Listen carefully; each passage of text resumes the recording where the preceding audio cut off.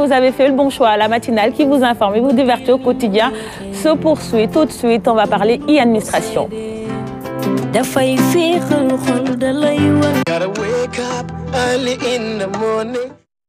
Rebonjour Ramatoulaye. Bonjour et bonjour également aux téléspectateurs de Kenkeliba. Alors ce matin, on va parler de la douane sénégalaise à l'ère du digital. Effectivement, la douane sénégalaise est l'une des principales administrations, en tout cas, qui font beaucoup de performances. Ça nous vaut beaucoup de satisfaction et tout ça, on peut le mettre sur le compte du digital. C'est une administration qui a su s'adapter à l'ère du temps, se moderniser très tôt.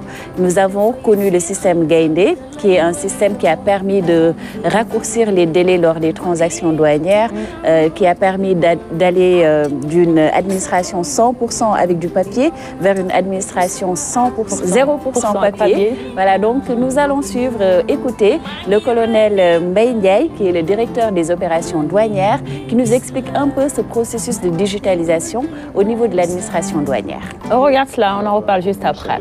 Trois missions principales, une mission économique, une mission fiscale et une mission sécuritaire. Pour exécuter de manière convenable ces différentes missions, l'administration des douanes a engagé depuis plusieurs années un processus de digitalisation qui repose d'abord sur l'automatisation des procédures, donc qui a été enclenché depuis 1990, et sur ce plan, je crois que l'administration des douanes a été l'une des premières administrations du pays à engager ce chantier qui a permis aujourd'hui d'automatiser de fond en comble toute la procédure de dédouanement depuis la mise en douane jusqu'à l'enlèvement des marchandises. Après cela, depuis 2011, il y a un processus de dématérialisation des formalités de dédouanement qui est en cours et qui s'est singularisé, qui s'est matérialisé à partir de cette année, précisément en septembre, par la dématérialisation des déclarations de mise à la consommation, qui doit in fine permettre en tout cas aux opérateurs de pouvoir router directement leurs différents documents dans le système pour que les agents qui sont connectés puissent traiter en tout cas ces opérations avec une absence totale du support papier. Je crois que ces deux initiatives importantes qui participent en tout cas de la digitalisation de nos formalités administratives. La douane, une administration performante qui a su tirer profit du digital, Ramatoulaye. Et qui a eu également la reconnaissance et les félicitations du premier des Sénégalais, le président Macky Sall, lors du forum, lors du lancement du PAMA, le programme d'appui à la modernisation de l'administration. Le président avait même demandé à l'ancien directeur général de la douane, l'inspecteur des douanes Oumar Diallo, de lui faire une présentation du système Gaindé. Donc il avait tiré un chapeau pour la douane, pour toutes les performances, pour toutes les recettes, en tout cas qu'elle fait entrer dans l'économie sénégalaise. Donc ça me permet de passer au point des réalisations de la douane. Le chiffre du jour, comme dirait René, c'est 804,3 milliards. Sur ce plateau, parce qu'on n'arrive pas à se passer de son nom. 804,3 milliards de CFA pour l'année 2019. 804,3 milliards. Voilà, ce sont des recettes douanières. Et on constate une nette évolution de ces recettes. En 2017, c'était 648,9 milliards et 694,5 milliards pour l'année 2018. C'est-à-dire qu'il y a une évolution chaque année. Il y a de plus en plus de performances que les soldats de l'économie réalisent, et c'est bon pour l'économie sénégalaise parce que la douane est l'une des mamelles de notre économie avec le Trésor, les impôts et domaines. Très bien. La digitalisation de la douane, au ministère de la Santé, vous digitalisez également? Oui, nous sommes sur le chemin. Déjà, on a des plateformes qui nous permettent de travailler, de générer nos données. Et ça, que vous soyez à Fongolemi, à Salemata Saraya, à Matam Ranérou, les données que vous avez également, quand vous les entrez, nous les avons au niveau du ministère de la Santé et de l'Action sociale. Les deux dernières semaines, j'étais avec le ministère de la Santé à un atelier sur la santé digitale parce qu'ils ont un plan stratégique de santé digitale qu'ils vont bientôt déployer et mettre en œuvre. Donc, nous sommes en train de travailler avec le ministère de la Santé pour tout ce qui est digitalisation du système médical. Très bien. Badara est là, on est venu présenter. Vous avez franchi le pas depuis longtemps. Tombé sous le charme depuis ma première visite dans ce centre. Vraiment, voilà, tout est digitalisé là-bas. Tout est digitalisé. Tout est digitalisé. Exactement. Très bien. Monsieur Dr Niang, au niveau de l'Ordre national des pharmaciens aussi également, tout est digitalisé. Bon, je ne peux pas dire tout est digitalisé. Hein.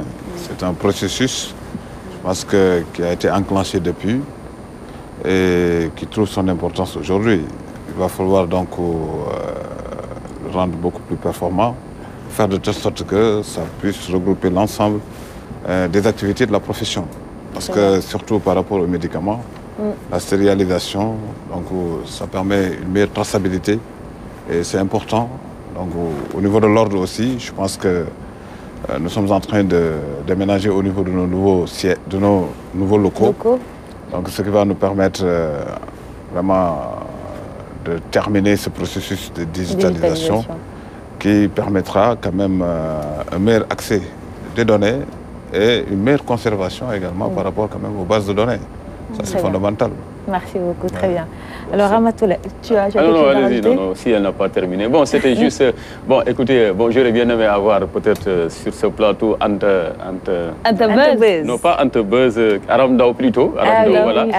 Par rapport à une question bon, un peu d'ordre économique, ça par rapport aux recettes douanières dont se targue le Sénégal. Ma foi, comme vous l'avez dit, hein, ça participe quand même à améliorer notre cadre économique, à permettre à l'État de s'acquitter de ces nombreuses charges.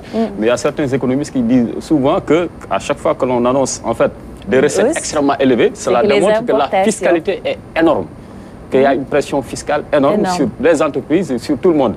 Alors est-ce une bonne chose d'avoir des recettes douanières aussi importantes ou bien devrons-nous pas adopter l'autre système, c'est-à-dire comme actuellement Trump est en train de faire aux États-Unis, où véritablement on assiste à une réelle baisse de la pression fiscale.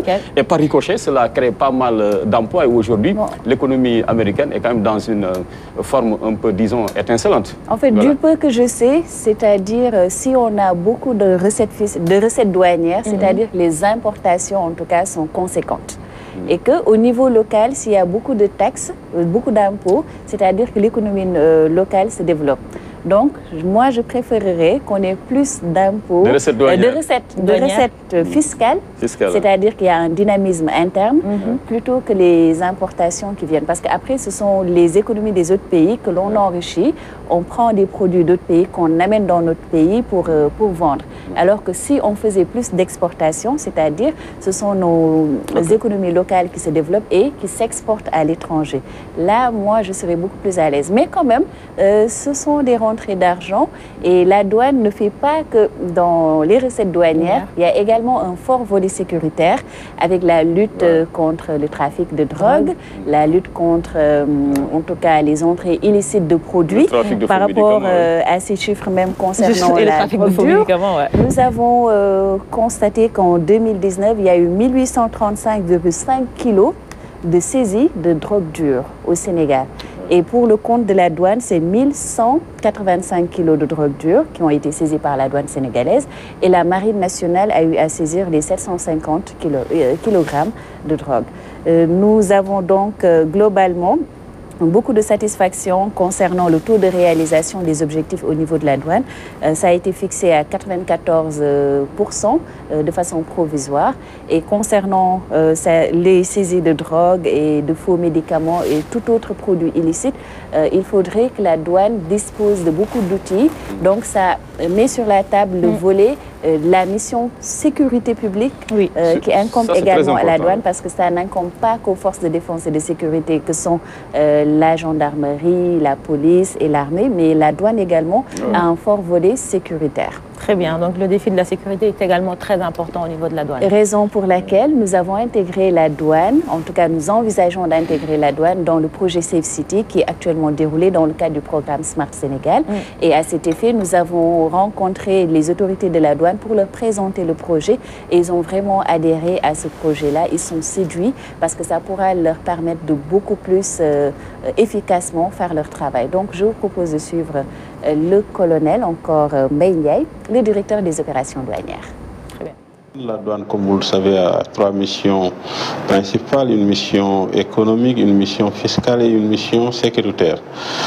Pour exécuter de manière convenable ces différentes missions, l'administration des douanes a engagé depuis plusieurs années un processus de digitalisation qui repose d'abord sur l'automatisation des procédures, donc qui a été enclenché depuis 1990, et sur ce plan, je crois que l'administration des douanes a été l'une des premières administrations du pays à engager ce chantier qui a permis aujourd'hui d'automatiser de fond en comble toute la procédure de dédouanement depuis la mise en douane jusqu'à l'enlèvement des marchandises. Après cela, depuis 2011, il y a un processus de dématérialisation des formalités de dédouanement qui est en cours et qui s'est singularisé, qui s'est matérialisé à partir de cette année, précisément en septembre, par la dématérialisation des déclarations de mise à la consommation, qui doit in fine permettre en tout cas aux opérateurs de pouvoir router directement leurs différents documents dans le système pour que les agents qui sont connectés puissent traiter en tout cas ces opérations avec une absence totale du support papier. Je crois que ces 2 initiatives importantes qui participent en tout cas de la digitalisation de nos formalités administratives. Aujourd'hui, il y a une offre de partenariat extrêmement importante qui a été faite par l'ADIE. Ce qui est programmé, c'est de mettre à la disposition des services douaniers des outils modernes qui vont permettre en tout cas de surveiller l'ensemble du territoire, les frontières, les points d'entrée. Et ça va permettre en tout cas de renforcer d'une part l'efficacité du service et de permettre aussi aux chefs de pouvoir contrôler à temps réel en tout cas l'action des agents sur le terrain. Je crois que c'est des éléments extrêmement importants qui entrent en droite ligne de toute la politique de modernisation administrative qui est enclenchée depuis quelques années. Et c'est un projet aussi qui est aujourd'hui qui recoupe tout ce qui est prévu dans le plan stratégique de l'administration des douanes. Pour la connexion de nos unités, surtout de nos unités qui se trouvent à l'intérieur du pays, il y a déjà leur concours qui a permis en tout cas de connecter, en tout cas d'automatiser les formalités au niveau dans le nord. Je disais tout de suite que c'était un exemple. Il y a d'autres exemples aussi à l'intérieur du pays avec les bureaux de dédouanement qui sont connectés aujourd'hui au système Gaïndé grâce à l'ADIE. Il y a aussi des possibilités avec ce projet et ce projet va permettre en tout cas de renforcer la collaboration qui est déjà exemplaire entre l'ADIE et l'administration des douanes. L'administration des douanes qui se digitalise grâce à l'ADIE. Vous faites du bon boulot, hein, Oui, on a eu à connecter les postes de douane au niveau des différentes frontières. On a interconnecté leurs postes. Mais surtout dans le cadre du projet Safe City, le colonel est revenu là-dessus. Ça va leur permettre vraiment d'accroître la surveillance du territoire qu'ils font. Et ça permettra également à la douane de mieux communiquer avec la gendarmerie, l'armée, parce qu'on mettra à leur disposition des postes de télécommunication hyper sécurisés avec un réseau haut débit. Ce sont des postes ILTE qui pourront leur permettre d'échanger et de communiquer. Et avec tout ce qu'on a installé dans le cadre du projet Safe City comme caméra de surveillance, ils pourront peut-être détecter plus facilement des véhicules, voir un peu au niveau du port quelles sont les zones suspectes ou bien les colis suspects. Donc c'est autant d'opportunités que le projet Safe City leur permettra en tout cas de saisir et pour améliorer un peu leur performance. Très bien, merci beaucoup Ramatoulaye. Merci. Il est 7h01, votre matinale Quinquiliba se poursuit. À suivre la chronique santé, l'interview avec notre invité du jour, Dr Amatnian. Mais avant cela, l'actualité vue par nos confrères de la presse écrite. Tout de suite, c'est l'heure de la revue des titres.